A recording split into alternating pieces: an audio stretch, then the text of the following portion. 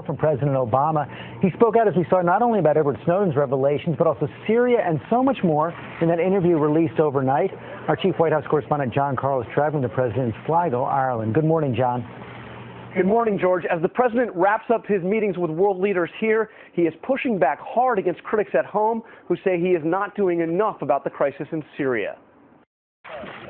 Behind all the smiles at the annual summit of the world's major economic powers, big disagreement between Russia and the United States about what to do over the crisis in Syria.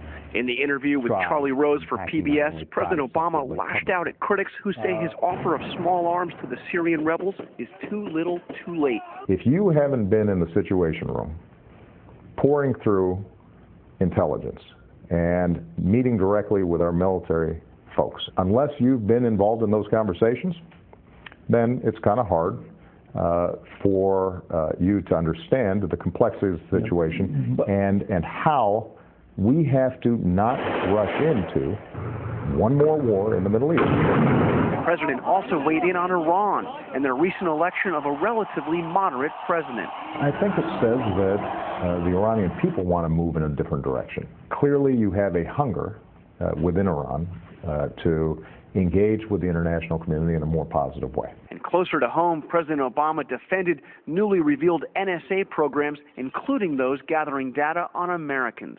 Some people say, well, Obama was this raving liberal before, now he's, Dick Cheney. Dick Cheney sometimes says, yeah, he took it all lock, stock, and barrel. My concern has always been not that we shouldn't do intelligence gathering to prevent terrorism, but rather, are we setting up a systems of checks and balances? This afternoon, President Obama travels to Berlin. While there, he will give a speech at the historic Brandenburg Gate, 50 years after John Kennedy gave his famous Ich bin ein Berliner speech. Expectations are high. It was in 2008, during the campaign, that Obama addressed one of his largest audiences ever, right there in Berlin.